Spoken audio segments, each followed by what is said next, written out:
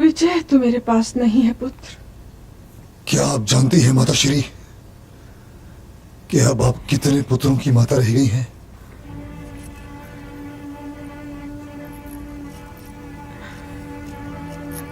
माताएं अपने पुत्रों के शव नहीं गिनती।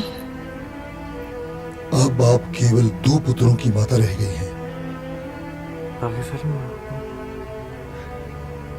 तो जो आशीर्वाद मैं दे रही हूँ पुत्र, वो आशीर्वाद ले लो। और जो आशीर्वाद मैं दे नहीं सकती, मांगो मत। उस आशीर्वाद को लेने की हट छोड़ो। हे पुत्र,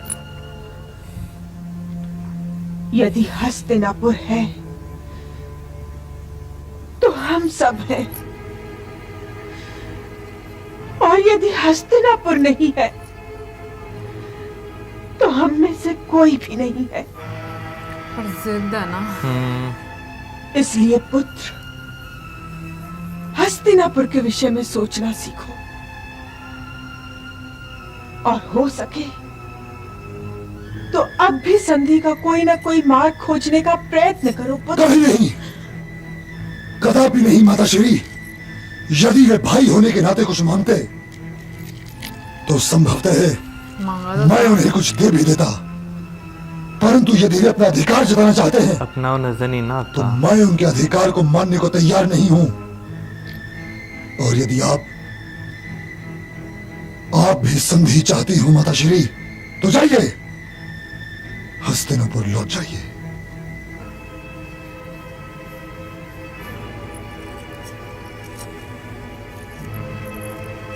नहीं पुत्र,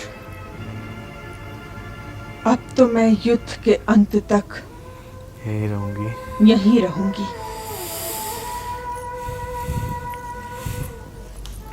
महारानी की जय हो। पांडु कुमार चरण स्पर्श के लिए आने की आज्ञा चाहते हैं। उन्हें आने के लिए क्यों रोका? माता के पास आने के लिए पुत्रों को आज्ञा की आवश्यकता नहीं होती। जाओ, उन्हें तुरंत ले आओ। जो आज्ञा। इस बात का ध्यान रखना पुत्र कि वो तुम्हारे भाई हैं, और लाठी मारने से पानी अलग नहीं होता। लाठी मारने से पानी अलग होता है माताश्री, और पानी अलग हो चुका है। बहुत ज्यादा युधिष्ठिर दीदी। तुम्हारा ज्येष्ठ भ्राता है, उसे प्रणाम करना।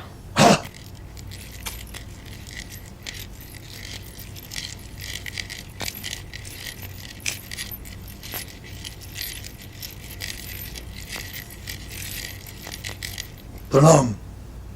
आयुष्मान भव अनुज। प्रणाम ज्येष्ठ माताश्री।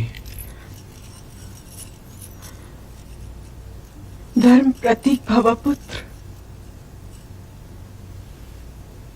कितना मुश्किल होता है मामू। प्रणाम ज्येष्ठ माताश्री। आयुष्मान भव। दुर्योधन को देखना, वैसे मुश्किल होता है ये। प्रणाम बड़ी माँ। आयुष्मान भव। प्रणाम बड़ी माँ। यशस्वी भव। प्रणाम बड़ी माँ। यशस्वी भव। घुटे हुए लग रहे ना।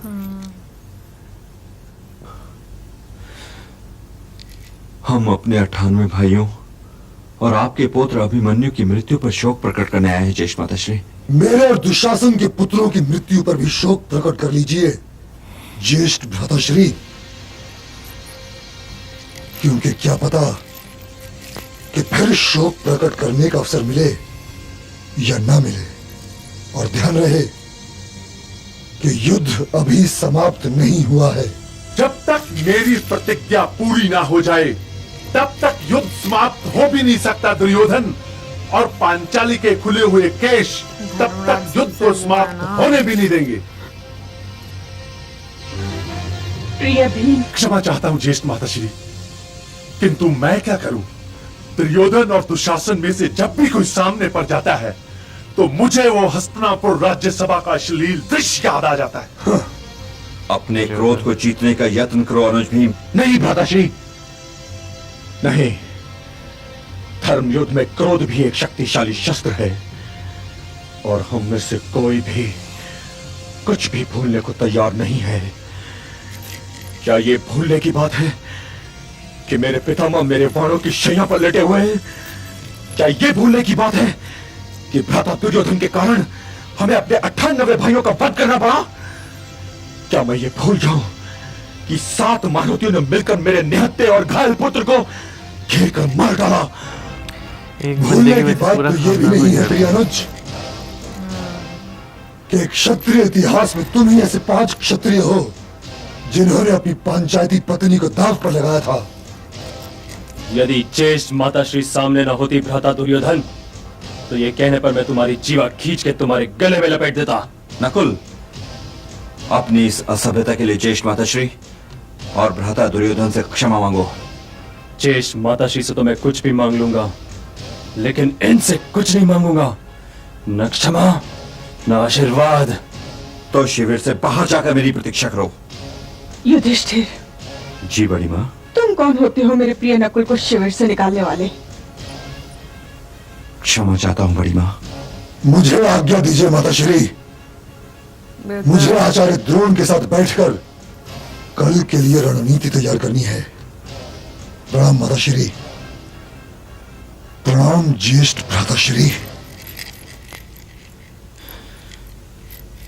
अब हमें भी आज्ञा दीजिए बड़ी माँ। अभी हमने माताश्री के चरण स्पर्श नहीं किए हैं और उस युद्ध की आज्ञा दीजिए जिससे हमने भारतवर्ष और भारतवंश को बचाने का बड़ा प्रयत्न किया। क्या विजय श्री का आशीर्वाद नहीं मांगोगे पुत्र? जी नहीं, क्यों? क्योंकि मैं आपको धर्म संकट में नहीं डालना चाहता। प्रणाम बड़ी माँ। प्रणाम बहुत ज्येष्ठ समझदार माताश्री। हैं। प्रणाम बड़ी माँ। प्रणाम बड़ी माँ। प्रणाम बड़ी माँ।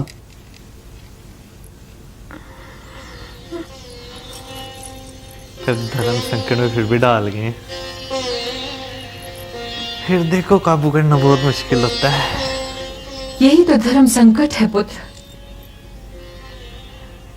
मैं ये जानती हूं कि रणभूमि कुरुक्षेत्र के उस पार तुम्हारा शिविर है, किंतु भरतवंश की मर्यादा मुझे उस शिविर में जाने की आज्ञा नहीं देती पुत्र। यदि मैं भी चली जाऊं तो दीदी बिल्कुल अकेली पड़ जाएंगी पुत्र। हे पुत्र, किसी माता की आंखों के पास भी 100 पुत्रों पर रोने के लिए आंसू नहीं हो सकते। तो मैंने अपनी आंखें और उनके आंसुओं का सारा कोष उन्हीं को दे दिया है पुत्र। हम दोनों माएं अपने आंसुओं की दलदल में धंसी खड़ी हैं पुत्र। तुम लोग अपने धर्म और अपने कर्तव्य का पालन करो पुत्र, और मुझे अपने धर्म और अपने कर्तव्य का पालन करने दो। ये न भूलो पुत्र कि तुम्हारी माता होने से पहले मैं भरतवंश की कुल वधू हूं, और इस नाते हस्तिनापुर से बंधी हुई हूं। मेरी मुक्ति का मार्ग हस्तिनापुर से ही निकलेगा पुत्र, इसलिए मेरी चिंता ना करो। हस्तिनापुर के विषय में सोचो। और हे युधिष्ठिर, रणभूमि में मेरे सहदेव का अधिक ध्यान रखना। पांचाली आपके चरण स्पर्श करना चाहती है माताश्री। नहीं पुत्र, द्रौपदी का यहाँ आना उचित नहीं है। उसे मेरा आशीर्वाद देना और कहना कि उससे तो युद्ध की समाप्ति के उपरांत ही मिलना हो सकेगा। हे अर्जुन, क्या तुम ये बता सकते हो कि युद्ध कब समाप्त होगा? दिन तो नहीं बता सकता माताश्री,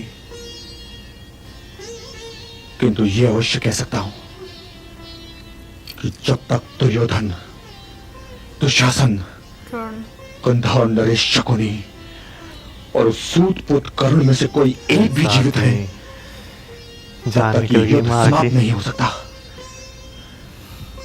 और धर्म और असभ्यता के इन चारों स्तंभों को गिरना आवश्यक है माताश्री, आवश्यक है। कर्ण ने क्या किया है पुत्र? वो तो दुर्योधन का ऋणी है और वही ऋण उतारने का प्रयत्न कर रहा है। दुर्योधन का कोई भी ऋण उतारने के लिए द्रौपदी को वेश्या कहना आवश्यक नहीं था माताश्री।